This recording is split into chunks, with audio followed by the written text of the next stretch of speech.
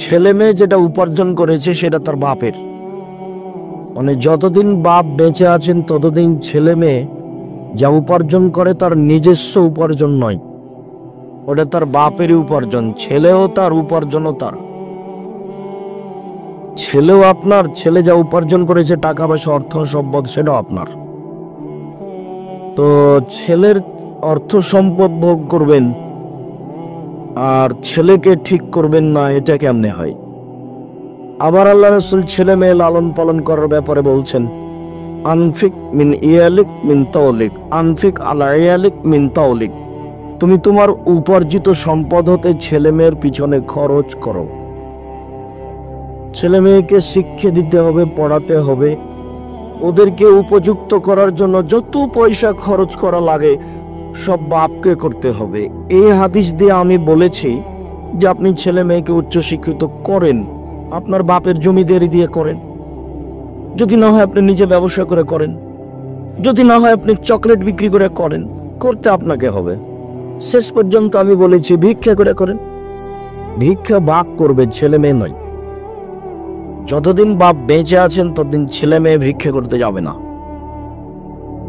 ছেলের টোকাই হতে পাবে না আর মেয়ে গার্মেন্টসে যেতে পাবে না।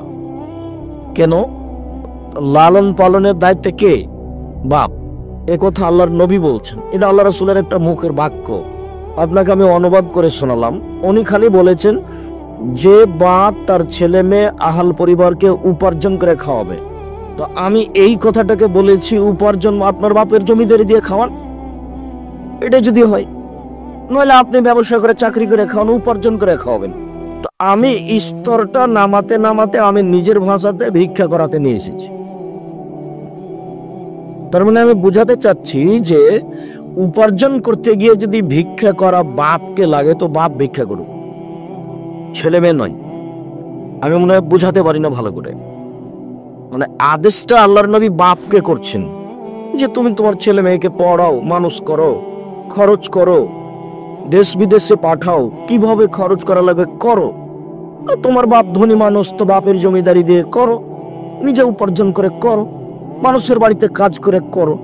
নামতে নামতে নামতে আমি নিচে এসে বলছি যে ভিক্ষা করে হলেও উপার্জনের দায় দায়িত্ব কার? বাপের। এটা রাসূল সাল্লাল্লাহু আলাইহি ওয়াসাল্লামের বাক্যতে আমি এভাবে বুঝালাম আপনাকে। তো ছেলে মেয়ে আপনার উপার্জিত সম্পদ, ছেলে মেয়ের বিষয়ে আপনাকে ভাবতে হবে।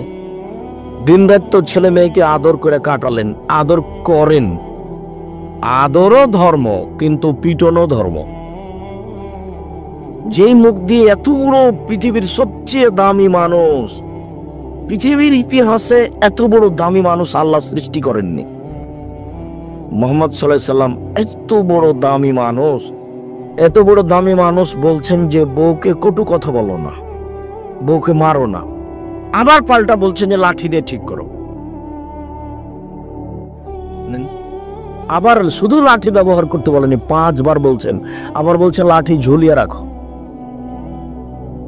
তাহলে পরিস্থিতিতে লাঠি লাগতে পারে। এখন বাপ যদি নিজেই না বুঝে যে আমি বাপ, তাহলে তার পরিবার কন্ট্রোল হবে না। সবাই তখন ছেলে মেয়ে আহাল পরিবার সবাই গরু ছাগলের মতো থাকবে, খাবে, হইচই করবে, এখানে সেখানে যাবে, জেনা চুরি বদমাইশি শয়তানি, দোকানে বসে আড্ডা পিটা, যার যা খুশি সে তা করবে, যখন বাপ নিজের জিম্মেদারি পালন করবে না। শুধু জিম্মেদারি পালন নয়, ছেলে মেয়ের জন্য দোয়া করতে হবে। আমি আপনাকে অনেক সময় কয়েকটা কথা বলেছি, তার একটা বলেছি যে আল্লাহর নবী 3টে জিনিসের উপরে বদদোয়া করতে নিষেধ করছেন। এক, নিজের জন্য কোনো সময় বদদোয়া করবেন না, ঝামেলা, বেঁচে থাকার চেয়ে না থাকাই ভালো। এটা হলো নিজের জন্য বদদোয়া করা। আল্লাহ তাআলা আনফুসাকুম, তোমরা নিজেদের উপরে বদদোয়া করো না, এটা আদেশ, হাদিস বুখারী মুসলিম। 2, ওয়ালা তাদু আলা আমওয়ালিকুম, নিজের অর্থ সম্পদের উপরে বদদোয়া করো না। এইসব টাকা পয়সার ঝামেলা, জমি জায়গার সব ঝামেলা, এই মামলা থেকে ওই মামলা, এই জমি জায়গা না থাকাই ভালো। এইভাবে কথা বলতে আল্লাহ নবী নিষেধ করেছেন যে অর্থ সম্পদের উপরে বদদোয়া করো না। 3 নম্বর বাক্যে বলছেন ওয়ালা তাদু আলা আওলাদিকুম, ছেলে মেয়ের উপরে বদদোয়া করো না। তিন শ্রেণীর মানুষের দোয়া কবুল হয়, তার মধ্যে বাপ মা আছেন, ওদিক থাক। এইখানে আল্লাহ রাসূল বলছেন তোমরা ছেলে মেয়ের উপরে কখনো ভুলেও দুর্বদ করো না। আচ্ছা ধরলাম আপনার ছেলে আপনাকে মেরে দিয়েছে সামাজিক ভাবে, কোনো ব্যাপারে জমি জায়গা নিয়ে বা ভাই ভাই গন্ডগোলের আপনাকে মেরে দিয়েছে, তো এখন কি আপনি ছেলের জন্য বলবেন তোকে বাড়ি থেকে বের করে দেবো, তোকে ত্যায্য পুত্র করলাম? আপনি যদি লক্ষবার ত্যায্য পুত্রের কথা বলেন, তারপর আপনি যদি মারা যান, তাহলেও জমি ভাগ করে নেবে, ত্যায্য পুত্রের কথার কোনো দাম নেই।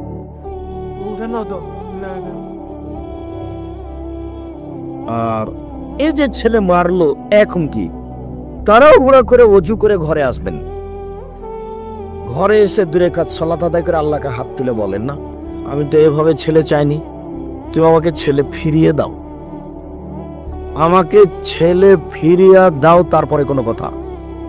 আমি হাত নামাবো না, না ফিরালে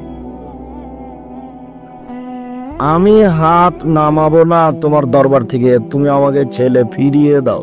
তার মানে ছেলে এখন আমার কাছে আসুক, এসে হাত পা ধরে বলুক যে আব্বা আমার ভুল হয়েছে, আমাকে ক্ষমা করেন। আর পর থেকে ছেলে আমাকে আর মারবে না, সব সময় আমাকে সম্মান করে চলবে, এটা আমি চাচ্ছি। ছেলে আমাকে মারবে, আমি তো এই ছেলে চাইনি। কথা মনে হয় বুঝাতে পারলাম না।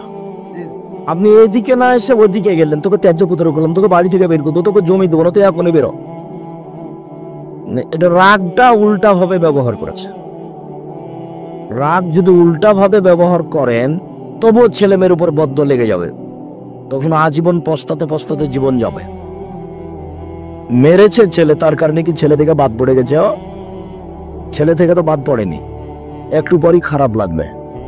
এখনই যদি শুনতে চান যে পুলিশে ধরে নিয়ে তা আপনিও পিছিয়ে পিছিয়ে চলবেন। তাহলে অনেকদিন শুনেছি মনে হয়। এখানে আর একটা আপনাকে কথা শোনাই, বাপ মা ভুলেও যেন ছেলে মেয়ের ব্যাপারে কিছু না বলে, যা বলবে উপরওয়ালাকে ভালোটা বলবে। ওই হাদিস তো বুখারী মুসলিমের হাদিস, যেটা আগে থেকে জানেন, যে 3 জন মানুষ 3 জন দুধের বাচ্চা কোলে কথা বলেছে, মায়ের কোলে। তার একজন হলেন ঈসা আলাইহিস সালাম, আর একজনের ঘটনা হলো জোরাইজ। ওয়াইসল্লি ফি সামাতিহি, জোরাইজ তার গির্জাঘরে ইবাদত করছিল। ফাজ্জাতহু উম্মুহু, তখন তার মা চলে এসেছে। কাদাতহু, তার মা তাকে ডাকলো, জোরাইজ। ফায়াকুলু, তো জোরাইজ বলতে লাগলো, আ উসাল্লি আও উজিবুহা, আমি এখন সালাত আদায় করব না মায়ের ডাকে সাড়া দেব? মানে মা যখন ডাকতে এসেছে তখন ও সালাত আদায় করছে, তখন এইটা নিয়ে ভাবছে, ছেলে যাও তোমরা যে কয়েকজন দাঁড়িয়ে আছো ওদের বসতে অনুরোধ করে এখানে বসতে দাও, কেউ তো দাঁড়িয়ে থাকতে পাবে না, তোমরা বসার জন্য অনুরোধ করো। দাঁড়িয়ে একটা গল্প করবে আর একটা শুনবে, এই সুযোগ তো এখানে নেই। এমন অপছন্দ কাজ আমি করি না। সম্মানিত দিনী ভাই বোন, এখন জোরাই চিন্তা করছে কি করি, মায়ের ডাকে সাড়া দিব না সালাত আদায় করবো? এটা ভাবতে ভাবতে একটু দেরি হয়ে গেছে। যখন দেরি হয়ে গেছে তখন মায়ে বলছেন, আল্লাহুম্মা লা তুমিতহু তুরিয়াহু জুহাল মুমিশা, আল্লাহ তুমি এই ছেলের মরণ দিও না পতিতালয়ের মহিলার মুখ দেখা পর্যন্ত, কোন খারাপ মহিলার মুখ দেখা পর্যন্ত যেন এর মরণ না হয়। মনটা খারাপ করে মা এভাবে বলে চলে গেলেন। ফাতারাজলাহু ইমরা, হঠাৎ করে তাৎক্ষণিক মা বলে হয়তো ঘুরে যায়নি, একজন মহিলা চলে এসে ফাতাকাল্লামাতহু, মহিলা এসে তার সাথে কথা বললো জেনার ব্যাপারে। আবা, জোরাইজ নাকচ করলেন, ছি ছি ছি ছি ছি, বলো কি তুমি?